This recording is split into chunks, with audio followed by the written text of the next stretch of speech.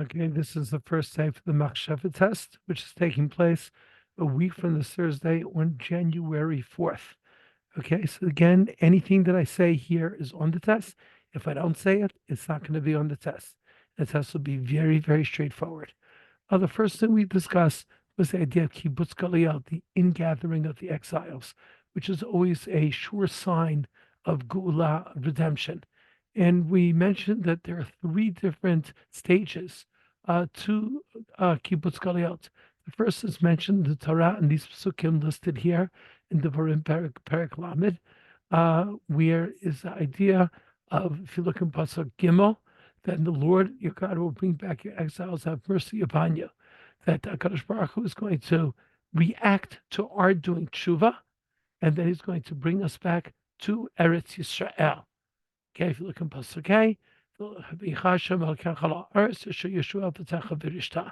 the second stage is mentioned in the Pasuk in Yeshayahu that the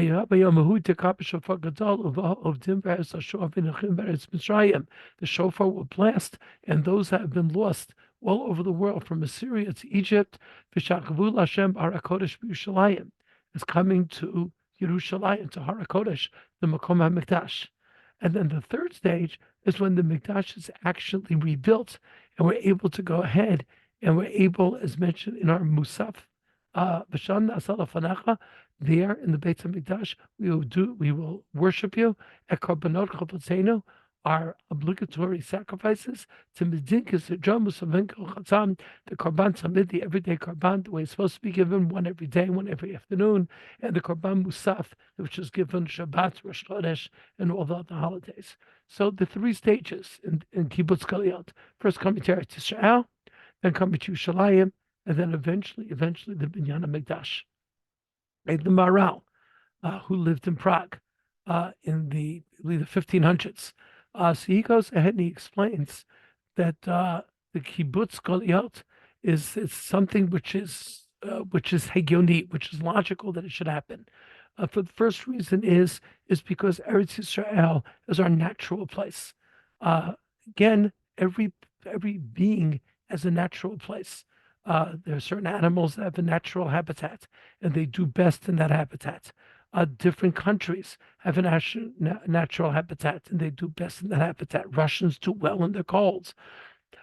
People in India do not, etc. So the Makom HaTevi, the natural place for the Jewish people, is in Eretz Yisrael, and therefore it is only natural that we come back. Number two, Pizur, to be spread out, is not natural. When you have something which is a unit, usually that unit coalesces, comes together. It's not spread out all over the place. And so Am Yisrael has been spread out in the diaspora, in the exile, for so many hundreds upon hundreds of years, and that is not tivi, that is not natural. What is natural is that we coalesce and come together again. Number three is to be under the rule of somebody else. Also, is not natural. Is that the idea of geula, of being free from other nations and being able to attain self-rule and coming to a place which is ours and maintaining self-rule is something which is very natural. So the Maharal Prague says the kibbutz galiyot, that which HaKadosh Baruch Hu promises us, something which is really very, very natural. That is the first sheet that we had, which actually numbered Maxsheva. So Maxsheva 3, we talked about the super bagrut. We talked about how the Gemara in Masachet Shabbat basically tells us the questions that we're going to be asked after 120 years.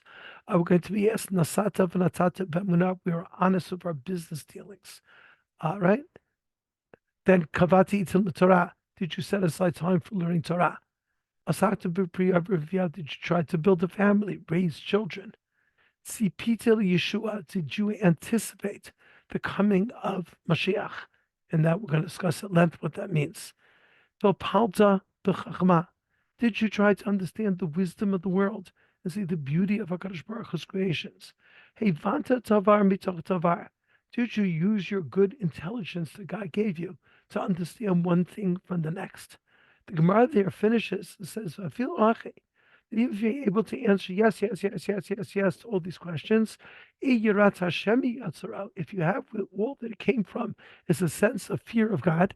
Fear of God means awe of God. You do these things because you're in total awe of God. Then your yes is a good yes. Elo, but if you didn't do it out of a sense of the awesomeness of God, but you just sort of like did it, then it doesn't count for anything. It's a mashallah dan shamal l'shulchal is going to be compared to someone that sends his agent to take care of his crops. Halali kwarchitin aliyah. I gave you some wheat to go and put it in the silo. Did you do it? And he goes ahead, halach v'halallah, and he does exactly as he's told. Amar lo, and he says to him afterwards, the balabayat, the owner says, you have to leave Ben Kav Chumton. Did you put some Chumton there to keep the animals out? Because you just have the wheat up there by itself, all the bugs and rodents are going to get into it. Amar lo, he says to him, no. He says, Amar lo, he said to his agent, Mutavin lo, it's better. You should not have even put the flour, the wheat there in the first place.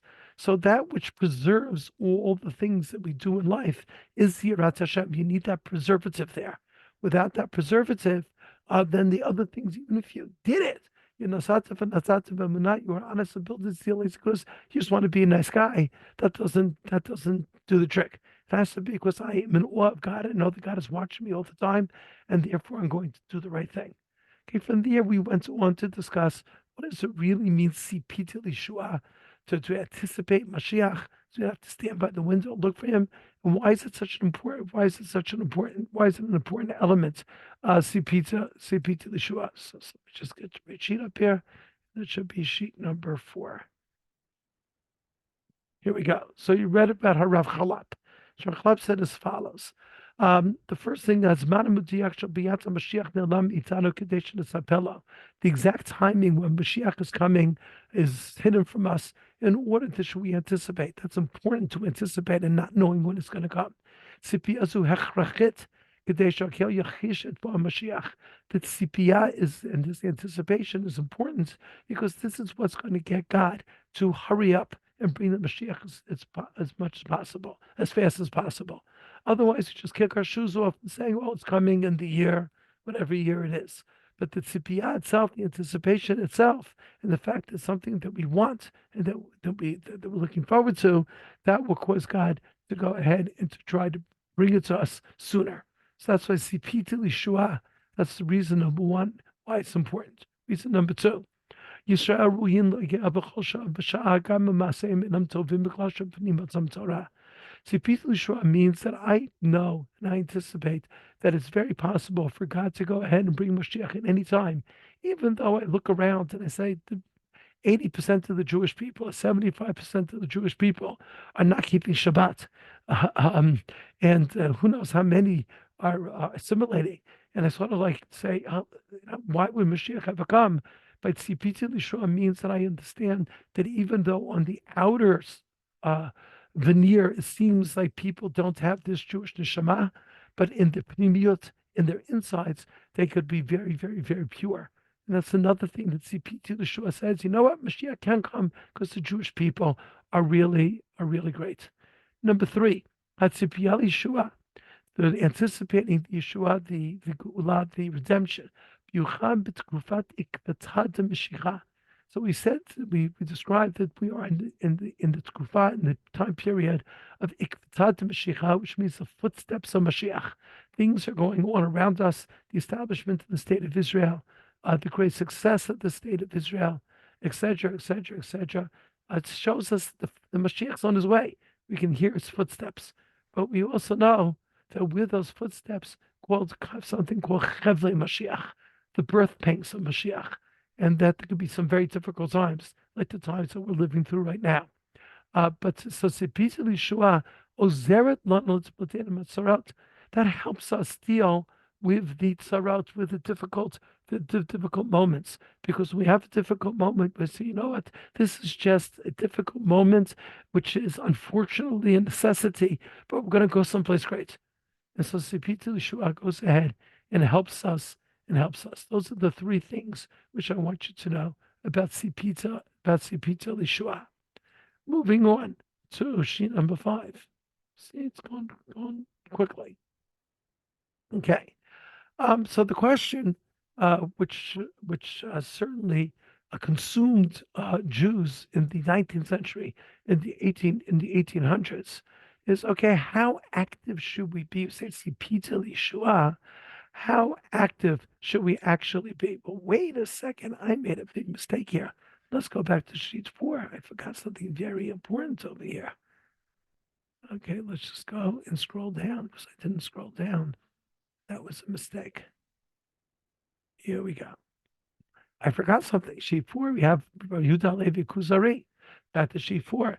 So we said the Kuzari, Rav Yehuda Levi, it was the Middle Ages of the 1200s, and he has this conversation with the king of Kuzar, who's interested in converting and having all his nation convert to Judaism.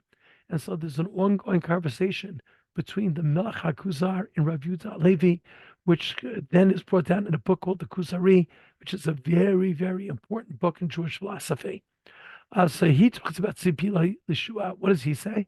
Tzipila l'kula chayevet yom muluve ba'asiya kedei lakshima aliyah l'Eretz Yisrael. Rav Yehuda Levi in Kuzari says just anticipating gula is not enough. It has to be accompanied by some sort of action. So anticipation is not just a mood that you put yourself into, but rather it's something that has to lead to action. That action is coming on aliyah. And he was talking about it in the 1200s. Is insufficient just to daven and to have these pangs for Eretz Yisrael from afar to dream the dream.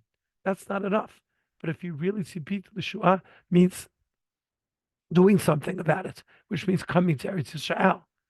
And he says, וטוען שתפילתו של יהודי שאינו מתכוון גם לעלות ארץ ישראל, דומה לדיבור התוכי וספסוס הזרזיר, ששרים מילים ומנגינות לא כוונת הלב. He says he has to apologize to the king of Kuzar, but all those Jews that are just davening and but have no intention of actually coming to Eretz Israel, they're no better than some sort of parakeet that's parroting, just Lashon Haba B'Yushalayim with no meaning, or the humming of a hummingbird. It's just worthless just to go ahead and to say those tefillot and not have any intention of coming to Eretz Yisrael, because the Piti Yeshua must be accompanied by action. And then he says, if the majority of Jews would actually come to Eretz Yisrael, Mashiach would have come. So apparently, Yehuda Levi says the coming of Mashiach is up to us. And if most Jews who come to Eretz Yisrael, voila, we have Mashiach. So and since we have not done this, hey, give God reacts in the same way. And we didn't do our part. So he's not doing his part. And he's just being Mekayim. He's being fulfilling the haftachot, the promises, not to the fullest yet. Because the inyan eloki chal al adam lefi achalat adam. So according to the Kuzari, there's something called the inyan eloki, which means the divine spark. He feels that every Jew is different on the inside than other people, and we have what's called the inyan eloki, which is very, very much a divine spark within us. And that divine spark, whether it's on low flame or high flame, depends upon us. It's there. If we want to keep it on low flame, then it stays on low flame. But if we want to turn it up, we can turn it up to high flame. And that Tzipita Yeshua coming to Eretz Yisrael will ignite our neshamot, will ignite our inner souls. So that's the idea of Inyan Eloki. And when we come to Eretz Yisrael, our Inyan Eloki very, very, very much increases. The Admor Mislonim, who is the head of the Hasidic movement of Slonim, he says that Lo Rak Be'emunah B'Vosha Mashiach. Tzipita Yeshua doesn't mean that I believe that one day Mashiach will come. But I have to really anticipate it all the time. So there's Emunah Mashiach that, yeah, it's going to come. But Tzipita Yeshua, I'm really, really waiting for it. Well, why is it so important to Tzipita Yeshua? Says someone who believes, yeah, the Mashiach will come one day, is not waiting for it. Basically saying, Things are good the way they are. We don't have to change anything right now. It's things are fine.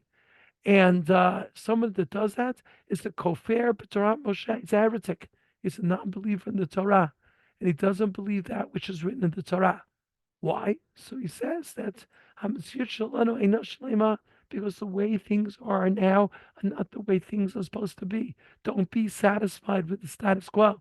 There are so many tzarot, especially we feel them now, all these difficulties and difficulties, hardships, and these are just a hallway. It's just an entrance way to get someplace else. And asur lanu amin shemitzias hanochachit hi tachlit. Don't think that the way we are now is what's supposed to be. Aleinu amin be'emunah shlema sheshlav zeh yistayim v'nagia lebasaf l'madrigal yonashu melad haaretz te'at Hashem. We have to believe that eventually we're going to come to a worldwide recognition of the existence of God. And then when Mashiach comes, everybody will be doing tshuva, etc., etc. So if you are not mitzapeh, that means if you're not anticipating Mashiach, it means you're not. It's all good now.